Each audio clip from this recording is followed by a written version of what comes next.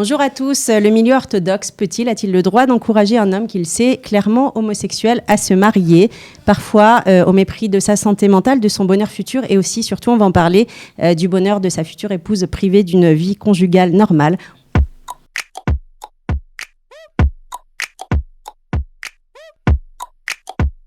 Déborah, bonjour. Bonjour. Vous êtes floutée, on va vite comprendre pourquoi vous êtes floutée. Vous allez nous raconter votre histoire. Vous avez été mariée pendant 12 ans à un homme homosexuel dans ce milieu orthodoxe dont on va parler aujourd'hui. Qu'est-ce qui s'est passé ? Bien, tout simplement, je suis arrivée en Israël, dans une midrasha où j'ai fait tchouva. Et très vite, on m'a présenté un jeune bachour, yeshiva, dont je suis tombée amoureuse. Et j'ai appris effectivement plus tard, avec les années, qu'il est homosexuel, qu'il avait suivi plusieurs thérapies de conversion et qu'il a été encouragé par tous ses rabbins et son thérapeute à se marier en taisant sa nature. Tous ces rabbins et son thérapeute, c'est à peu près combien de personnes, selon vous, qui étaient au courant et qui l'ont encouragé à se taire ? En ne comptant pas les bachourim de la yeshiva, ses choutafim, etc., rabbanim importants, je dirais 4 à 5, plus le psychologue. D'accord. Alors, Rav Shlomo Aviner, merci. Je me tourne vers vous. On va avoir un débat avec vous, avec Gabriel Veil, qui est docteur en psychologie, qui est avec nous, et avec Eliaou Ackerman, qui dirige un centre, ce qu'on appelle ces thérapies de conversion. Rav Shlomo Aviner, quelle est votre réaction quand vous entendez qu'un certain nombre de personnes ont encouragé ce jeune homme à ne pas révéler la vérité, à ne pas révéler son homosexualité à sa femme, à sa future femme ? C'est une question superfétatoire. C'est quelque chose d'absolument horrible.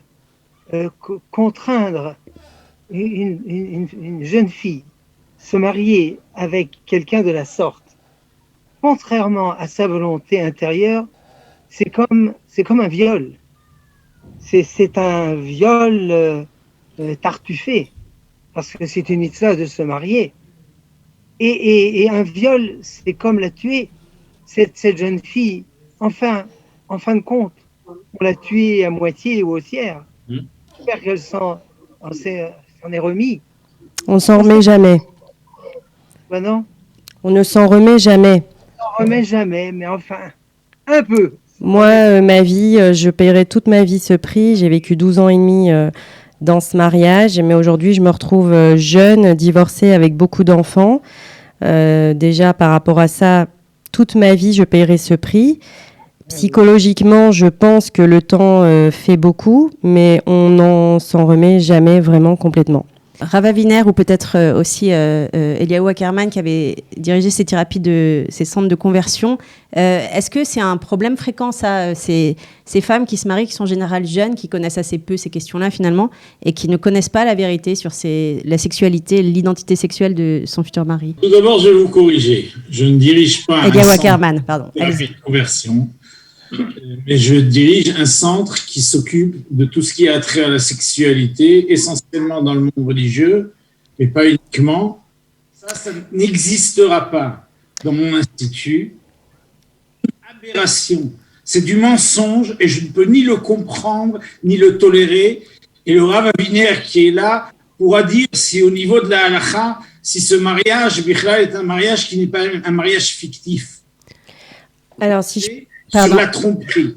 Donc, encore une fois, ce que je peux vous dire, encore si ça vous intéresse d'entendre ce qui peut se passer dans des thérapies, non pas des thérapies de conversion, non pas des thérapies brutales, non pas des thérapies Pardon, je vous coupe, on va y venir à ce sujet qui est un sujet fondamental. Je voudrais juste qu'on démarre avec ce mensonge, ce mariage terrible dans lequel Déborah s'est retrouvée pendant 12 ans. Vous vouliez intervenir, pardon. Oui, parce que j'aimerais dire que, Rav Aviner et Ackerman, alors c'est très louable et honorable de leur part de dire aujourd'hui c'est immonde, c'est atroce, c'est un mécartaout, tout le monde l'admet aujourd'hui.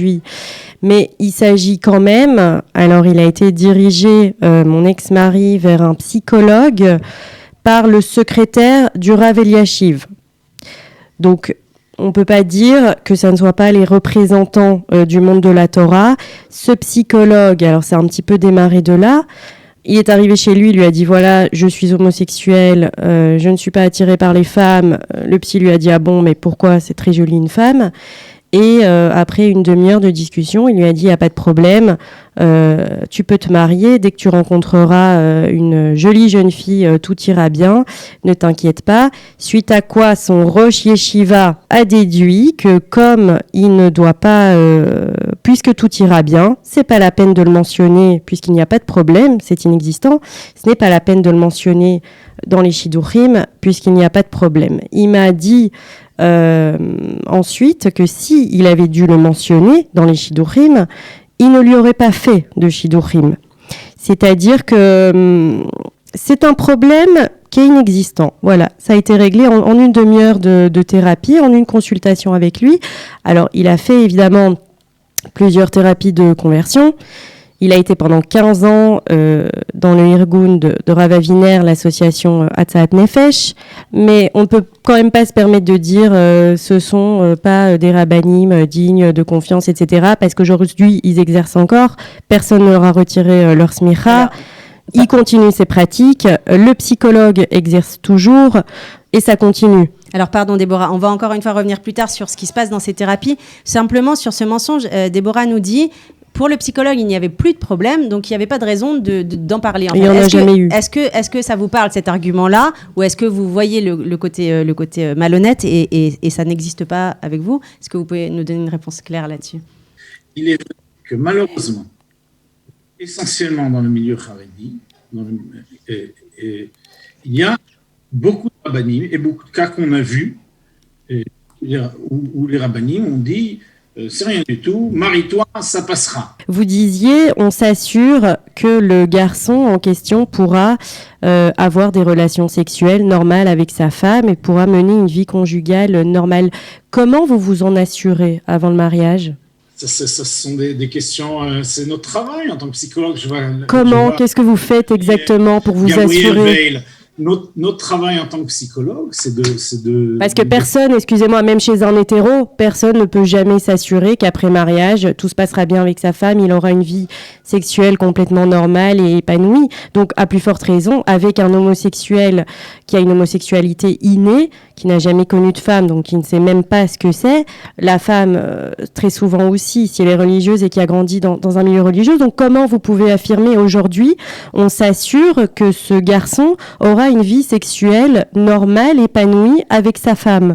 D'abord, si il s'agit de mariage, la réussite sera qu'il soit capable d'aimer une femme, d'être attiré par sa femme, d'avoir des relations sexuelles avec sa femme sans être obligé de fantasmer sur des hommes, sur des films ou sur de la pornographie homosexuelle ou même qu'elle soit d'autres, même si c'est un mariage hétérosexuel, on n'aime pas que quelqu'un qui ait des relations sexuelles avec sa femme soit obligé de fantasmer à autre chose. D'accord, donc c'est-à-dire que chaque garçon qui passe par chez vous vous fait un compte-rendu post-mariage, il va vous dire, voilà, je suis très attiré par ma femme, je l'aime, je ne regarde pas de films pornographiques, je ne vais pas la tromper avec d'autres hommes, etc. Vous avez des questionnaires très précis, des comptes-rendus de chaque jeune qui passe par vous pour évaluer, puisque bien sûr, j'imagine que vous n'affirmez pas comme ça en l'air sans savoir ce qui se passe après vos thérapies une fois que la personne se marie. Parce que j'imagine que vous êtes quelqu'un quand même de sérieux et apparemment d'assez brillant puisque vous vous vantez d'avoir énormément de réussite suite à vos thérapies. Donc comment est-ce que vous évaluez ça concrètement ? Écoutez, tout ça, ce sont des paramètres. C'est pas un examen et on va pas mettre un... Mais c'est pas un examen, mais c'est quand même important quand vous affirmez que pour vous, la réussite d'une thérapie Vous avez dit sur nos ondes, on a des résultats cliniques. Vous avez utilisé le mot clinique. Vous m'avez demandé quelle était pour nous la réussite. Alors ça, c'est la réussite. Mais comment vous évaluez cette réussite concrètement, puisque la personne, une fois qu'elle est mariée, ne vient pas vous faire un compte-rendu après chaque relation sexuelle qu'il a eue avec sa femme ? Bien entendu, mais elle vient. Tout d'abord, la plupart des gens continuent ensuite à nous voir ou à nous sont en contact ou nous dire à peu près ce qu'ils ont et nous savons. Avant, je voudrais entendre le Rav Shlomo Aviner sur cette question de mensonge. Est-ce que le cas de Déborah est un cas particulier, oui ou non ? Malheureusement, j'ai entendu beaucoup d'histoires de la sorte. D'accord. Souvent, ça a été appuyé par des rabbins, parce que le rabbin a un protégé, et il veut régler son problème. Alors, il se permet de de faire une telle turpitude. Évidemment, c'est incompréhensible, c'est criminel. Tout avant, le Rav Ackerman a dit que vraisemblablement, un tel mariage, il est caduc. C'est ce qui s'appelle Kiddushet Taout. Parce que si, au départ, la jeune femme savait que c'est de ça qu'il s'agissait, elle n'aurait jamais été d'accord. Donc, ça a été une erreur. Je sais aussi, donc une explication, c'est de dire, parfois c'est son protégé. Alors souvent, j'ai réussi à sauver des jeunes filles de telles situations. Et parfois, c'est à cause de cette nonchalance de dire en hébreu, Yebeseder, tout va s'arranger, tout est pour le mieux, dans les meilleurs des mondes, tout va très bien, Madame la Marquise. D'accord. Alors, on trompe les gens en leur disant que tout va s'arranger. Rien ne s'arrange dans ce domaine. Donc ça, aujourd'hui, excusez-moi, qu'est-ce que vous proposez par rapport, par exemple, moi j'ai des noms, les rabbinim qui sont responsables et impliqués. Aujourd'hui, ils continuent comme si de rien n'était, voilà, dans leur métier, dans leur vie.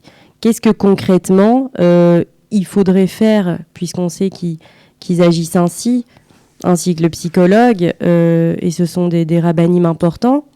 Concrètement, qu'est-ce que ça change qu'on dise aujourd'hui, c'est pas bien d'avoir menti? Alors, je dis tout d'abord, il faut accumuler des signatures des plus grands rabbins de notre époque, qu'ils soient Haridim ou qu'ils soient Loumidati, pour condamner de tels agissements. Secondement, on doit faire ce que vous faites, à savoir faire connaître la chose dans le grand public, afin que les gens se protègent. Et troisièmement, il y a un organisme qui s'appelle Takana, qui s'occupe de toutes sortes d'abus sexuels. Je ne sais pas si ça entre dans cette catégorie, du point de vue moral, sûrement. Mais est-ce que là-bas, ils s'en occupent? J'en sais rien. Moi, je pense qu'il faut, il faut rajouter sur les thérapies, si on veut que les thérapies soient faites de manière professionnelle, et que malheureusement, ce qu'il faut, c'est non pas interdire les thérapies, mais faire en sorte que ce soit dans des centres reconnus, où il y ait un piquoir, comment on dit en français, une supervision et une inspection pour que les thérapeutes ne fassent pas de dégâts. Alors, ça, c'est dans tous les secteurs de la thérapie. Alors, simplement, je vais vous donner la parole, Déborah. Est-ce que vous imposez, les personnes qui sortent de chez vous et de vos thérapies, est-ce que vous leur imposez de dire à leurs futures femmes qu'ils ont fait une thérapie pour cette question-là? Tout à fait. La question, des fois, dans les milieux plus haredim, c'est très délicat parce qu'effectivement, si un jeune a dire j'ai une tendance homosexuelle, ça risque d'être pour lui. Il n'utilise même pas le mot homo. De tous ces shidduchim. Mais on ne pourra pas tolérer un mariage qui est basé sur le mensonge. D'accord. Donc ça fait partie des conditions sine qua non. Vous leur dites aux jeunes, il faut le dire. Oui, mais ça ne change rien parce qu'ils le disent pas. On vit. Attendez, ils se rencontrent 3 fois avant le mariage. J'en ai vu des dizaines, malheureusement. Mais c'est au cœur à chaque fois de nouveau. Je voulais vous demander également, vous parlez de Picouar de ces centres, mais étant donné que ces thérapies de conversion sont rejetées par la psychologie, par l'organisation américaine, par exemple, de la psychologie, par plus de 30 États, et la psychiatrie et la psychologie moderne, quelle autorité supervise vos conversions et comment vous vous assurez de la supervision, étant donné que ce n'est pas reconnu par aucune compétence psychologique et psychiatrique aujourd'hui? Alors peut-être on va entendre Gabriel Veil sur ce sujet, qui a été justement Yochev-Roch d'une commission sur ces thérapies de conversion et qui a donné un avis plutôt défavorable à ces thérapies. Alors d'abord, ce que je voulais dire, que vraiment je participe à la douleur de Déborah, c'est affreux, c'est honteux. Mais il faut savoir aussi qu'il y a une responsabilité commune, d'abord du mari, parce que si quelqu'un, et il n'est pas innocent, il sait qu'il a des tendances homosexuelles, il n'a pas le droit de se marier en le cachant, et même si son rabbin dit le contraire, mais malheureusement, il y a des gens qui pensent que le rabbin est plus important que leur propre conscience et leur propre jugement. Alors ça, c'est triste. Et sans le déresponsabiliser, le bon Dieu nous a donné une faculté de discernement, et les rabbins peuvent dire ce qu'ils peuvent dire, mais quand ils disent des choses absurdes, alors il faut savoir quand même se maîtriser et prendre des décisions responsables dans un domaine qui est tellement essentiel. Même quand depuis 13 ans on écoute le même homme qui est un espèce qui parfois devient comme un gourou en fait, et c'est difficile de prendre. Quand on est un jeune barreau qui fait tchouva. Je regrette beaucoup. Nous sommes autonomes, et même si on a des rabbins c'est très important que nous ayons des rabbins à consulter, mais il faut quand même savoir discerner et avoir une faculté de jugement. Maintenant, ce que je voudrais dire au sujet des thérapies de conversion. Alors, allons-y. Alors, je suis très content. J'ai lu d'ailleurs Bigdusha, le manifeste du centre de M. Ackerman, et j'ai découvert quelque chose de très intéressant. Comme on dit en hébreu, Akol Bezrat Hashem. C'est-à-dire, en dehors du fait que Hashem, c'est le bon Dieu, mais tout dépend de la manière dont on nomme ce qu'on est en train de faire. Alors, M. Ackerman, il dit non, nous ne faisons pas des tipoulim, nous ne faisons pas des thérapies de conversion. Nous faisons des tipoul, le chinouille, le tiaminit. Nous faisons des thérapies de changement d'orientation sexuelle. Alors, c'est ce qu'on appelle... se foutre de la gueule du monde. Vous m'excuserez, mais alors, c'est dire la même chose, mais en disant non, à Dieu ne plaise, puisque les thérapies de conversion en ce moment, ça va pas, c'est pas populaire. On rappelle que la Knesset a voté en première lecture leur interdiction. C'est exactement la même chose. Ça, c'est une chose qu'il faut savoir. La deuxième chose qu'il faut savoir, c'est que du point de vue empirique, il n'y a pratiquement pas de recherche qui soutiennent ces thérapies de conversion. Au contraire, il y en a beaucoup qui prouvent qu'elles peuvent être très nuisibles. Et je l'ai déjà expliqué au Rav Aviner lorsque notre commission a édité sa position. J'ai rencontré le Rav Aviner et nous lui avons expliqué. Et depuis, rien n'a changé. Maintenant, la deuxième chose, notre commission n'a pas interdit les thérapies de conversion. Elle ne les a pas interdites. Et on s'est fait... les organisations homosexuelles et lesbiennes ont voulu nous descendre, vraiment, de la même manière que dans les milieux ultra-orthodoxes, c'est de la même manière, mais nous avons dit la chose suivante. Nous avons dit que même s'il n'y a pas de preuve qu'on puisse arriver à des changements d'orientation sexuelle, comme il y a dans notre pays des milieux, par exemple les milieux juifs orthodoxes, pour qui une relation sexuelle homosexuelle est un grave péché, alors nous n'avons pas interdit, s'il y a un psychologue qui se sent responsable, qui est avec une énorme expérience, qui prévient son patient que je suis prêt à essayer, mais il faut que vous sachiez, il y a peu de chance. Moi, peut-être que j'ai réussi parfois, mais... Je vous interromps une seconde simplement sur cette question-là. Dans le milieu orthodoxe, la question est plus cruciale pour deux raisons. D'abord, parce qu'il faut absolument se marier. Deuxièmement, parce que ces barreaux yeshiva, ils passent leur temps avec des hommes. Ils connaissent pas les femmes, ils n'ont pas le droit de les regarder depuis qu'ils sont très jeunes. Et peut-être que parfois, c'est ce que vous êtes en train de dire, j'extrapole un peu, qu'il y a une homosexualité parfois peut-être fantasmée parce qu'on connaît juste pas autre chose et que tout ce qui peut être attirant, c'est ce qu'on voit autour de soi et que ce sont des hommes. Moi, j'ai rencontré des cas, malheureusement, de jeunes garçons, c'était plutôt l'âge lycée, qui étaient en internat Et puis, comme on ne peut pas se mettre une fille sous la dent, alors on se fait des attouchements entre garçons. Et puis, on commence à croire que, d'abord, on découvre que c'est assez intéressant. Et puis, on commence à penser que, oui, peut-être que je suis homosexuel. Donc, ça peut arriver tout à fait. Et vous dites que ce n'est pas forcément le cas, hein, c'est ça que vous dites. Tous les thérapeutes, ce qu'ils doivent faire, s'ils savent faire leur métier, ils doivent essayer d'abord de faire une évaluation psychosexuelle de leurs clients pour savoir à quel endroit de ce continuum ils se trouvent. Moi, dans ma vie, j'ai vu des gens qui étaient homosexuels, des Bachorei Yeshiva, j'ai vu, qui étaient vraiment homosexuels, qui m'ont expliqué que quand ils étaient dans Ezrat Dvarim à la synagogue, ils se sentaient Attirés. Ils s'attirés par certains d'entre eux, et ce sont des personnes à qui j'ai dit, je m'excuse, je ne sais pas comment on peut vous aider.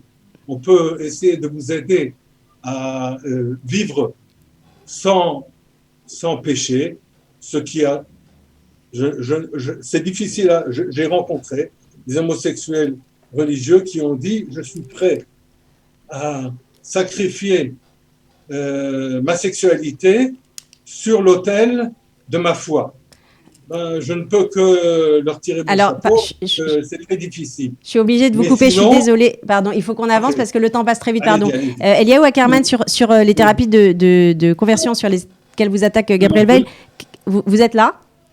Oui, je suis là et je vais être obligé de m'opposer, de mettre quelque chose au clair. Le terme de thérapie de conversion est associé directement à des manipulations psychologiques qui sont illégitimes dans une thérapie. Qu'est-ce que vous y faites ? Parce que personne ne peut répondre à cette question. Qu'est-ce que vous y faites ? On parle de thérapie avec des techniques aversives. Ok, qu'est-ce que vous y faites pour être très concret ? Excusez-moi. Alors ça, non. Mais je vais vous dire, mais quand on parle de thérapie... Ça, vous ne pouvez pas répondre. Le patient, une minute, ou le patient, la personne qui va venir, est intéressée de par un dilemme ou un conflit énorme entre sa tendance sexuelle et sa valeur morale. Parce être homosexuel n'est pas moral. Non, je n'ai pas dit ça. Vous avez dit quoi ? Est normal et que chacun vive sa vie comme il l'entend et comme il le conçoit. Donc pourquoi vous mettez tout en œuvre pour essayer de les changer ? Une minute. Mais lorsque un juif orthodoxe va venir et va nous dire qu'il est homosexuel, il est homosexuel, que ce soit de naissance, que ce soit génétique, que ce soit nishmatique, que ce soit dû à des problèmes d'identification d'un rôle sexuel, que ce soit dû à des traumas sexuels, que ce soit dû à des expériences sexuelles, tout ça, on va le voir. Il faut savoir, c'est qu'il y a moyen sur ce continuum, sur ce Retsef, comme a dit Dr Gabriel, de bouger et de faire un certain changement. Donc, excusez-moi, qu'est-ce que vous faites ? Pardon, qu'est-ce que vous faites ? Comment vous obtenez que quelqu'un d'homosexuel devienne hétérosexuel concrètement ? Combien de temps ça dure et qu'est-ce que vous faites ? Le jeune qui va venir chez nous va venir avec une demande. Mm-hmm. Et sa demande va être de passer d'un état d'homosexualité, qu'elle soit complète ou qu'elle soit partielle, et d'arriver à un but qu'il va se mettre, qui est de devenir straight, qui va être de pouvoir se marier avec une femme, vivre avec elle une vie affective, familiale et sexuelle intègre. Qui est invérifiable jusqu'à ce qu'il se marie, qu'il n'ait pas vécu avec sa femme et qu'il ne sache pas ce que c'est concrètement, c'est invérifiable. D'abord, il y a certains aspects là-dessus, où même quelqu'un qui est hétérosexuel... C'est ce que j'ai dit en début d'émission, M. Ackerman. Oui, bon, on l'a dit. Mais sur ce, on peut quand même évaluer... Non, ça ne s'évalue pas. Il n'y a aucune étude, il n'y a aucune statistique, il n'y a Alors, aucune étude non, clinique, ne vous dépassez pas médicalement, il n'y a ce niveau-là, rien je qui est dis. prouvé. Vous n'êtes pas prophète, personne ne l'est. Oui. Excusez-moi, Personne ne peut- excusez-moi, Shlomo Aviner, je voudrais vous entendre là-dessus. Comment on peut expliquer au commun des mortels, c'est-à-dire moi, qu'on peut changer en quelques mois de homosexuel à hétérosexuel ou de hétérosexuel à homosexuel? Finalement, on pourrait retourner la question. Oui, parce que c'est pareil. Vous êtes encore là, Shlomo Aviner? Ben oui, vous me voyez pas. Oh, ça y est, on vous voit. Bien. On vous voit. Alors, Co- tout comment, d'abord- comment on peut devenir comme ça hétérosexuel quand on est homosexuel? Oui, tout d'abord, vous avez posé cette question au docteur Ackerman une quinzaine de fois et il vous a expliqué qu'il On n'a pouvait pas compris. répondre. On n'a pas eu de on réponse n'a pas eu de claire. réponse. Bah oui.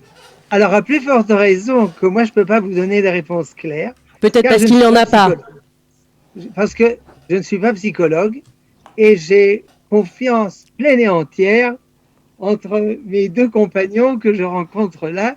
Et s'il y a controverse entre eux, alors je suis dans l'expectative, dans un problème. Mais en tout cas, je ne suis pas psychologue. Je voulais seulement dire deux points. Donc il n'y a pas de réponse.